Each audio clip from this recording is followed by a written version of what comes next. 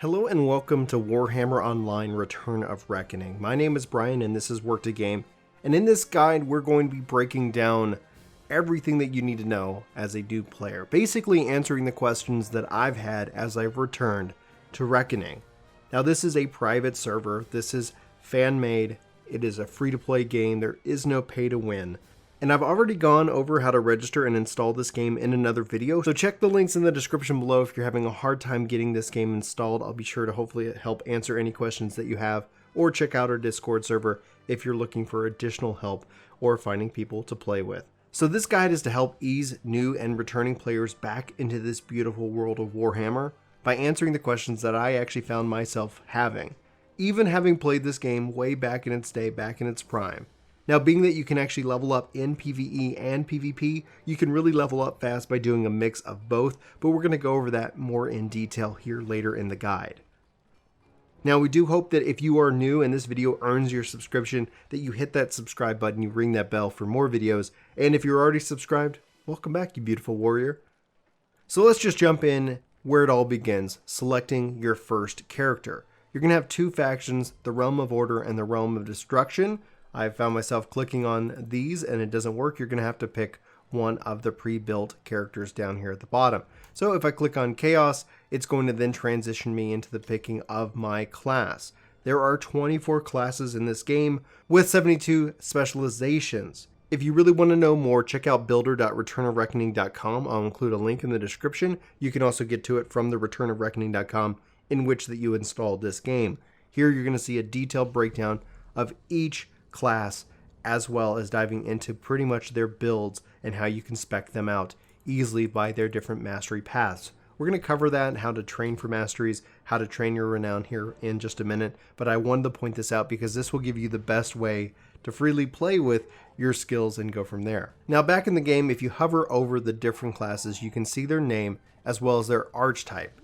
The Chosen have the Tank, the Marauder, the Melee DPS, the Zealot is the Healer, and the Magus is the ranged DPS for the game itself. So just kind of play around with that. That's going to kind of give you an idea of what you're playing as. If we just hop over here into order, let's go ahead and say Dwarves, for example, you can see that you have the same 4 selections. If you switch your gender, you're going to see you're going to have different gender options as well for the different races. So just keep in mind, if you're looking for something specific, you might have to play as a man or as a woman to be able to get the build that you're looking for and desired. So you have Slayer, Engineer, Ironbreaker, and Rune Priest. Those are your options here for Dwarf. So that is pretty much it when it comes down to building out your character. You're obviously the characters, the classes are going to somewhat mirror each other, and obviously each different race has their own selection. So again, jumping into Empire, you can see Witch Hunter, Bright Wizard, Warrior Priest, Knight of the Blazing Sun. That is going to be what you need to pick and go from there. So if we just go ahead and pick on the Elves, which I'm a fan of Elves. When I was originally playing this game, I was a White Lion. This is a melee DPS with a pet class. Building out your character gives you lots of different face options, random names, and more. I've found that the names have been taken, and picking a name that is available, it can be a challenge. The server currently is capped at 2,000 people, and it's based in the EU. If this game continues to grow and find success, which I hope it does because it really should be played, they might expand the cap on players in this game overall. But keep it locked to Return of Reckoning, and we'll update you if things like that change. Now, while you can create characters for both Order and Destruction, note that if you're playing on one particular faction and you want to switch to the other, there's traditionally a cooldown between when you can log in to your other faction side. So just keep that in mind. So let's go ahead and jump into my Black Orc here, which is a tank, and I love my tank here. So stepping into your character into this world for the first time, it can easily feel a little bit overwhelming. So let me just strip away the majesty. Let me just break things down into their system and their components.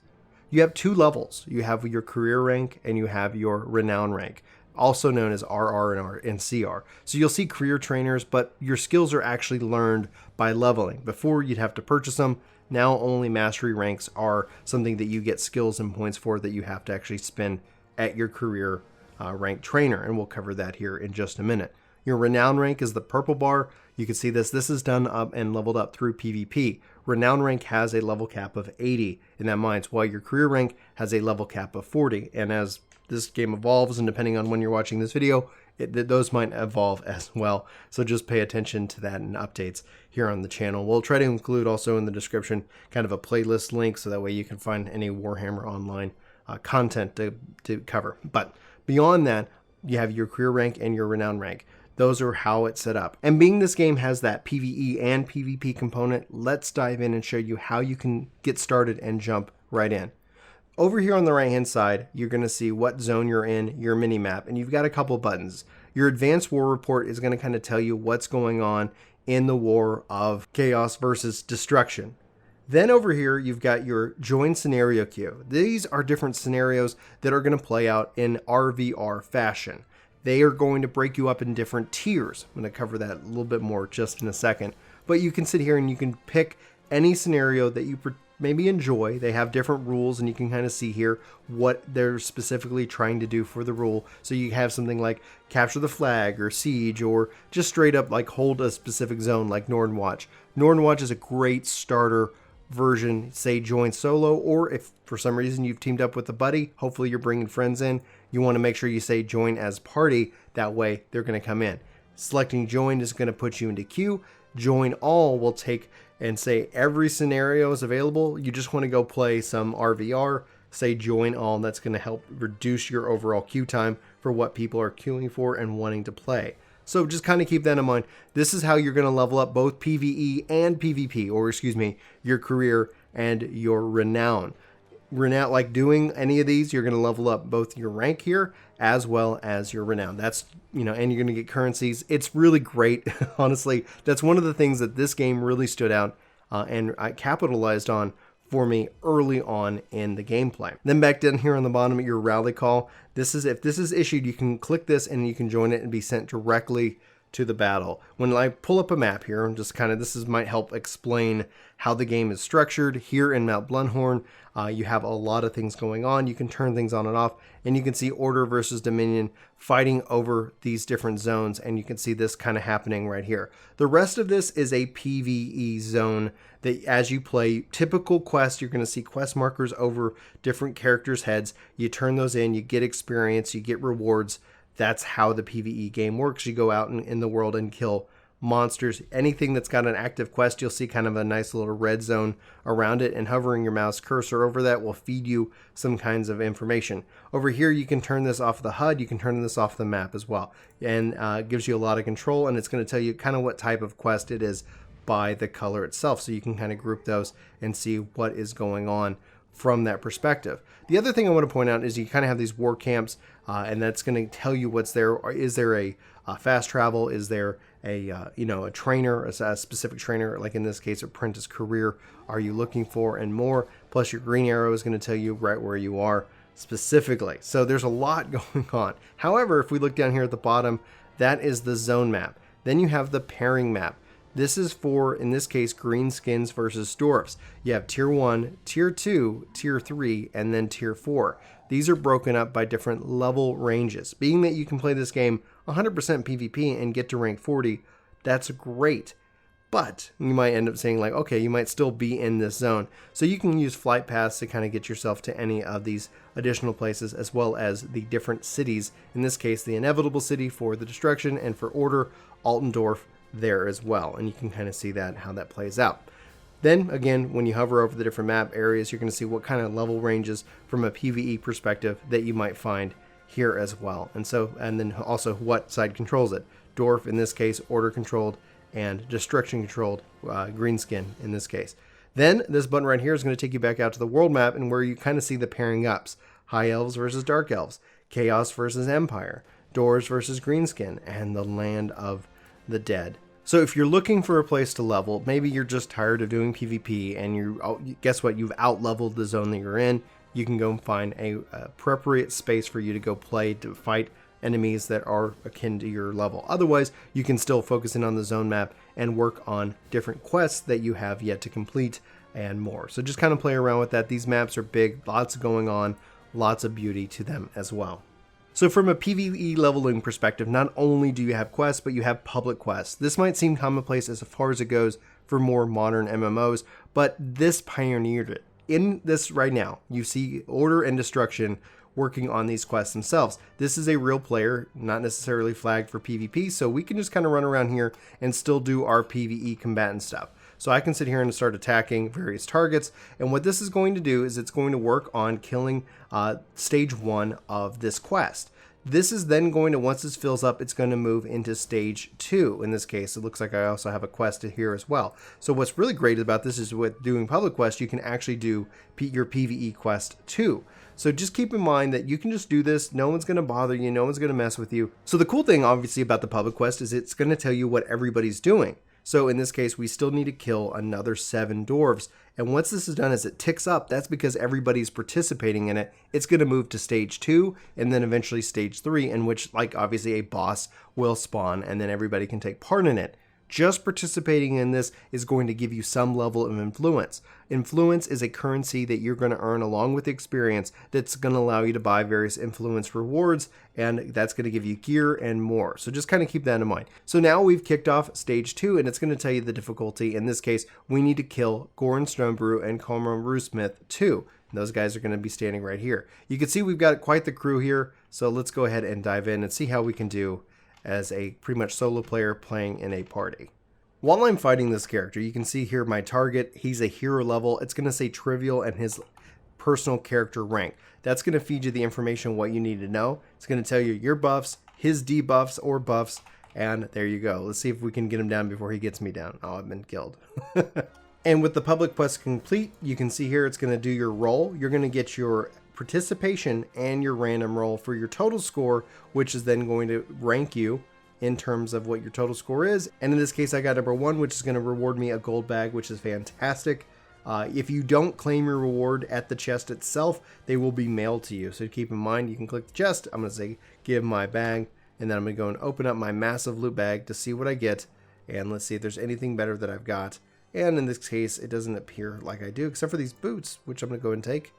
And I'm going to equip because that's just even better. So that's one way that you can get some really nice gear as well. But also you're getting experience and you're getting influence. To be able to spend that influence, you're going to talk to the rally master in this case, and then you're going to say select influence rewards. You can also set it as a rally point, so that way you can teleport or spawn back there as well. So here, as you rank up with influence, these are going to open up additional options. You can see here I've achieved elite status, and thus I can look at the different elite rewards. So this is where, again, that's going to play back into that world map and into the switch to pairing map. So that way I should be focusing here on tier 2, which is going to give me more rewards that are geared up to my level. But that's just how you can spin your influence rewards. So look for the 3 skulls, typically the blue icon on your mini map. If I run out of this room, you'll be able to see a little bit more clearly here in the mini map, the blue influence vendor. So along the way, you're going to run into career trainers. You can see it with this little arrow within the bullseye target. This is also the same symbol for your renown trainers, and I'll show you the renown trainer here just in a second. But this is where you can go in and buy your mastery abilities. You've got 3 paths for your different class, and you can kind of sit here and pick on this. Now you're going to have overall 29 points, and again, go back to that career builder tool that I showed you at the beginning, but buy mastery points. As you level up, you're going to get different mastery points. They start at level 11, and you're going to get like 1 point per every level. So 11, 13, 15, 17, 19, and then eventually you're going to start getting more and more points. And so again, by level 40, you should have 29 points total, which will give you at least 1 full stack, and then you can start working on either the additional stacks. And then from here, just kind of play around and see what you want. There is a respecialize button, and it says it will cost. It won't tell me what it will cost, but it doesn't seem to do anything at the time of this recording. So just, I guess, choose wisely. I usually typically recommend focusing on one pathway and go from there. Now, as you venture forward to the game, you're eventually going to find a flight master in the various war camps. If you talk to them, you can easily select which one you want to go to, and they'll tell you what the cost is for that. So you're going to see the different tiers and be able to fly to that very quickly and easily. So just kind of keep an eye out for the flight masters. That's going to help you get into the various content and to the different zones. So now as you level through RVR, through the PvP, and again getting that renown rank up, eventually you're going to want to go talk to the renown trainer. You can go click on him in this case, and why you want to focus in on renown abilities is that you're going to get various points, and this is going to help make you more impactful, more effective.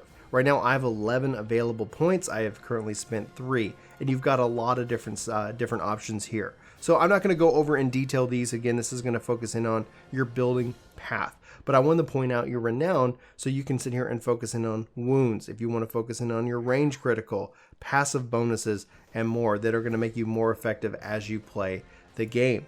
I think what this transitions nicely into is a conversation about the stats that this game offers. So if I pull up my character, we can talk about the different stats. The nice thing about this is that anytime you forget, you can hover over the stat to find out what it specifically does. Strength increases your melee damage and reduces your opponent's chance to block or parry your attacks. This ability damage in this case is going to be 29.6% to my DPS. My auto attack damage is going to give me 14.8 damage DPS there. So my ballistic skill in this case is going to increase my range damage and reduce your opponent's chance to block or evade my attacks, in this case ranged. So this is going to have my ability damage at plus 12 right now, my auto attack damage at plus 6. Intelligence is going to increase my magic damage and reduce my opponent's chance to block or disrupt my attacks. This is, in this case, you can see it at 9.8 DPS. My toughness, this is going to reduce damage dealt to you by opponents. Damage reduction from toughness, in this case, is minus 34 from my current stats, and damage reduction from fortitude, in this case, 0. My weapon skills, this is going to increase my chance to parry attacks and penetrate my opponent's armor. And armor penetration right now is rated at 18.6%. My initiative, this is going to increase the chance to evade attacks, detect stealth enemies, and lowers your chance to being critically hit. My willpower increases your chance to disrupt attacks and increases healing dealt to allies. And as for my wounds, this is my hit points. This is going to increase the amount of health I have. So if you're really running low on health, you can look at stats that are going to impact that. Now on the defensive side, your armor reduces the physical damage dealt to you by enemies. My spiritual resistance is going to reduce spiritual damage, corporal damage, elemental damage for those. My block rate is just going to increase the chance that I block. It's going to tell me what percent I have, which is 5%. My parry, my chance to parry melee enemies. My dodge, my chance to dodge against range and defend against ranged attacks. My disrupt, my chance to defend against magic attacks and having a disrupt chance of actually disrupting their spells. Then you can see here melee, my weapon, overall weapon DPS. You can see this for my main hand and offhand. My damage bonus, total melee damage power, strength, melee, and more. My armor penetration, which we saw earlier. My overall speed and my critical hit bonus chance. You can see my range, which is horrible. And then lastly, you can see my magic various stats. So you have a lot of stats to kind of play around with here in this little window. You also have various loadouts and brags that you unlock throughout playing the game. Okay, so stats aside, there's still more to talk about. And so I think the next best spot is to talk about our tactics. Going into my abilities window here and under tactics. Down here at the bottom, as you level, you're going to get different tactics tomes. These are varying career tactics and they have different bonuses. So this is going to vary for each of your class, so keep that in mind. Now, the nice thing is that you can click here to view different sets. So you can have 1, 2, 3, 4, and 5 different tactic sets. So I can just kind of click and drag this down and change out my tactic, but I'm the biggest on number 2 because I like that varying that change. These are those passive abilities, so make sure that as these slots unlocked, you will be able to put in things here. This is going to be, you don't want to be doing battle without those tactics. You also have morale abilities, and they're going to be slotted here. You can see I've currently got 2, a damaging and a buff ability. And as you fight, your morale bar, this is like an ultimate ability. I would totally recommend, highly recommend making sure you've got one of those equipped. Then you have your varying actions, and you can see here they're slotted down into your action bar, and obviously hovering over them are going to give you the details. Then you can kind of see what kind of path they're in. So path of the brawler in this case, path of the toughest, and path of the boss. So as you unlock those skills, they're going to be filtered in here. Otherwise, you can see them all. You can focus just on your career skills, or you can focus in on different renowned options as well. So if you're in the game and you're trying to find friends, you can actually hit the O key to bring up your friends list. Here you can also search for your friends and pull this up. See your friends list, ignore options, and more. So before we dive into more of kind of our UI and just overall general system advice, pressing O is going to bring up your friends list. Those in green are going to be suggested friends for you. You can click search and more. So as your friends jump into the game, you can find them by name. You can just click on them, add them as a friend, and then invite them to parties. You do have the parties and warbands tool, and this is where I think things really get good, honestly. You can make your party open. You can say, hey, I'm open, this is what I'm doing, and people can just kind of click and join. You'll also see a list of parties that you can join here in the game itself and kind of what they're focusing in on and what they're doing. What I want to, this is kind of nearby the default tab. You can click on world, things that are going on elsewhere, but I want to point to auto roll. This is really nice, especially as you do RVR. Eventually things are going to pop up. Gear's going to pop up. You're in a party. This is going to help reduce your overall, like, just pop-ups if needed. You can see here I have auto roll rules for unusable equipment. If I can, or excuse me, usable equipment, if it's common, I'll automatically select greed. If it's uncommon, I'll need on the rest of it because it's usable. Unusable, I can set pass, pass, pass, pass, pass. I don't want it, I'll let somebody else roll on it. Crafting items are the same. Currency is the same. Potions and talismans are all the same. And so that way I'm not constantly being bombarded in the game itself with different role options, especially when the combat is going heavy and there's a lot of action on screen. Now, I do want to highlight the Tome of Knowledge. This is a really cool entry in what they've done. I love stats. I'm a baseball nerd. So coming in here, I can see my RVR kills, my monster kills, the time I've played, how much, and all of this. So you can see here by default, the introduction. Then I can jump into my quest, see what I'm working on, what I've still left to do, my war story, where I've been, what I've been doing, my achievements so far in the game, lots of things that are still unlocked, multiple pages of achievements and things to be working on, my various rewards of things that I've done, the history and lore of the game. So I'm not necessarily a big Warhammer guy, but Chris on the channel is, and I'm still new to this. Having even played this game, I'm still aloof as to all what it is. Various noteworthy persons that you found, the bestiary, as you unlock beasts and more, it's going to keep track of the kills and what you've done there, and I love different stats like that. Then eventually the armory, and lastly, live events. What is going on in the game right now? So you can see Return to Norland.